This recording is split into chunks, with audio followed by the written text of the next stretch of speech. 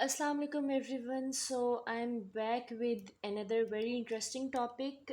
आज की वीडियो में हम डिस्कस करेंगे बल्कि डिस्कस करना स्टार्ट करेंगे फैटी एसिड्स के बारे में। हम फैटी एसिड्स के बारे में पढ़ेंगे, फैटी एसिड्स क्या होते हैं, इनकी सिंथेसिस किस तरह होती है, बॉडी में स्टोर किस फॉर्म में होते हैं, और उसके बाद जो है ये यूटिलाइज किस तरह होते हैं, ब्रेक डाउन कैसे होती है। अच्छा, तो आपको ये पता होना चाहिए कि हमारे पास जो फैट्स हैं, हम कोई भी डाइट लें, अगर एक्स्ट्रा हम कार्बोहाइड्रेट्स खा रहे हैं, प्रोटीन्स खा रहे हैं, कुछ भी खा रहे हैं, अगर वो बहुत ज़्यादा एक्स्ट्रा हम खा लें तो वो किसकी फॉर्म में स्टोर होना शुरू हो जाती है, बॉडी में फ़ैट्स की फॉर्म में। ठीक है, और फैट्स जो हैं वो बन तो फैट्स जाते हैं, ठीक है, जो भी एक्स्ट्रा फूड हमने खाई हुई है वो फैट बन जाती है, लेकिन वो स्टोर किस फॉर्म में होगी, ट्राइएसाइल ग्लिसरॉल जो कि फ़ैट की ही एक फॉर्म है, उसकी फॉर्म में स्टोर होगी। देन हम उसकी ब्रेक डाउन कर देंगे। अगर हमें एनर्जी ज़रूरत है तो हम इस टैग जो स्टोर किया हुआ है इसको हम ब्रेक डाउन करके इससे एनर्जी ले लेते हैं। तो अभी हम सबसे पहले डिस्कस करेंगे फ़ैट्स की ओवरव्यू, डिस्कस करेंगे इंपॉर्टेंस, इसका स्ट्रक्चर, हर चीज़ इसके बारे में पढ़ेंगे। फिर हम डिनोवो सिंथेसिस के बारे में स्टडी करेंगे। ठीक है, पहला टॉपिक हमारा फ़ैट्स के बारे में होगा जनरल, उसके बाद डिनोवो सिंथेसिस पे आ जाएंगे हम कि फ़ैट्स की सिंथेसिस कैसे होगी। तीसरे नंबर पे हम डिस्कस करेंगे टैग्स क्या होते हैं और किस तरह फ़ैट स्टोर होते हैं in the form of tag. और चौथे नंबर पे हम डिस्कस करेंगे बीटा ऑक्सीडेशन, यानी कि अब टैग बन गया है, उसको लेकिन ज़रूरत के टाइम ब्रेक डाउन करके उससे एनर्जी कैसे लेनी है। तो ये जो है हम प्रोसेसेस जो हैं वो डिस्कस करेंगे। सो चलते हैं अपने फ़र्स्ट टॉपिक के बारे में, जिसमें हम सुपरफिशियली थोड़ा सा फ़ैट्स के बारे में देखते हैं कि फ़ैटी एसिड हैं क्या और हम उनके बारे में क्यों पढ़ रहे हैं।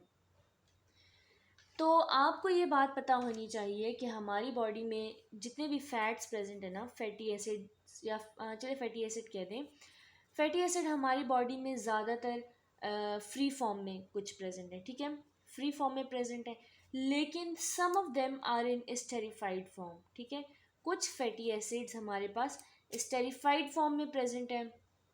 ठीक है, अच्छा, स्टेरिफाइड फॉर्म क्या है? स्टेरिफाइड फॉर्म टैग है जिसको हम एस्टर्स कहते हैं, या stored form of the fat. वो एस्टर्ड फॉर्म है, लेकिन जो फ्री फॉर्म है ना वो नॉन स्टेरिफाइड फॉर्म होती है। ठीक है, अच्छा, अब नॉर्मली हर जो हमारा टिश्यू है ना, बॉडी का हर टिश्यू, उसके अंदर normally free fatty acids low level में प्रेजेंट होते हैं। ठीक है, इन ऑल टिश्यूज़। लेकिन जब हम फास्टिंग कर रहे होते हैं उस दौरान क्या होता है कि हमारी बॉडी का जितना भी फैट है वो ब्रेक डाउन हो रहा होता है, और ब्रेक डाउन होके हमारे पास प्लाज्मा में आना शुरू हो जाता है। तो उस दौरान फैट्स का लेवल बॉडी में बहुत ज़्यादा हाई हो जाता है। ठीक है, तो अगर ये बात मैं कहूँ कि नॉर्मली बॉडी के अंदर फैट्स का लो लेवल होता है, बट इन फास्टिंग कंडीशन क्या होता है कि जो अमाउंट है वो क्या होती है, ज़्यादा हो जाती है प्लाज्मा के अंदर। ये बात आप लोगों को समझ आ गई। उसके बाद हमारी बॉडी में कुछ एसेंशियल फैटी एसिड्स हैं। ठीक है, एसेंशियल फैटी एसिड्स वो हैं कि जो बॉडी में ज़रूरत तो हैं, बट वो बॉडी के अंदर प्रोड्यूस नहीं होते, जो हमें बाहर से लेने होते हैं। और वो एसेंशियल फैटी एसिड्स कौन कौन से हैं जी? वो हमारे पास है लिनोलिक और लिनोलेनिक एसिड। ठीक है, ये आपने याद रखना है, ये एमसीक्यूज में पूछा जाता है। दो ही है हमारे पास एसेंशियल, एक है लिनोलिक, ठीक है, लिनोलिक, और दूसरा है हमारे पास लिनोलेनिक। ये दो हमारे पास एसेंशियल फैटी एसिड्स हैं। लिनोलिक फैटी एसिड जो है वो ओमेगा 6 का भी एक तरह से प्रिकर्सर है, और लिनोलिक जो है, लिनोलेनिक जो है, वो हमारे पास ओमेगा 3 फैटी एसिड्स का प्रिकर्सर है। कुछ लोग कहते हैं एराकिडोनिक एसिड जो है वो भी एसेंशियल है, लेकिन बुक में जो है ज़्यादातर उसको मेंशन नहीं किया गया। तो एराकिडोनिक एसिड जो है वो एसेंशियल नहीं होता। ठीक है, अच्छा, उसके बाद अब देखते हैं कि फैटी एसिड का हमारे पास स्ट्रक्चर किस तरह से होता है। फैटी एसिड इस तरह होता है कि हमारे पास होता है उसके अंदर कार्बोक्सिल ग्रुप होता है। ठीक है, कार्बोक्सिल ग्रुप होता है, और इसके साथ हमारे पास long chain of the hydrocarbon attach होती है। ठीक है, यहाँ पे हाइड्रोकार्बन की लॉन्ग चेन अटैच होती है।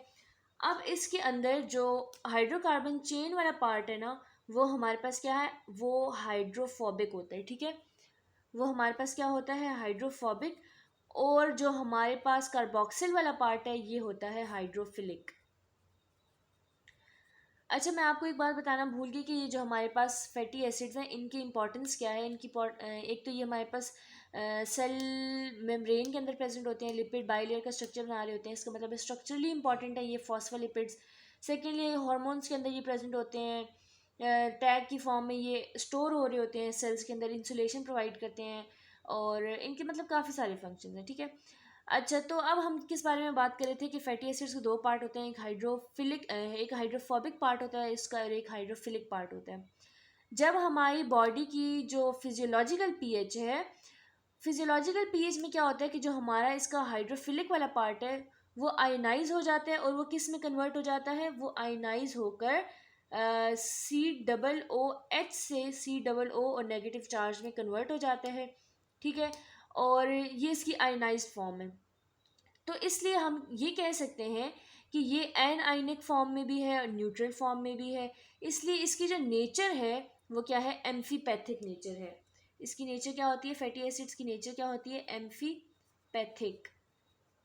ठीक हो गया। इसकी हमारे पास एम्फीपैथिक नेचर, एम्फीपैथिक का मतलब ये है कि हाइड्रोफोबिक भी है और हाइड्रोफिलिक भी है।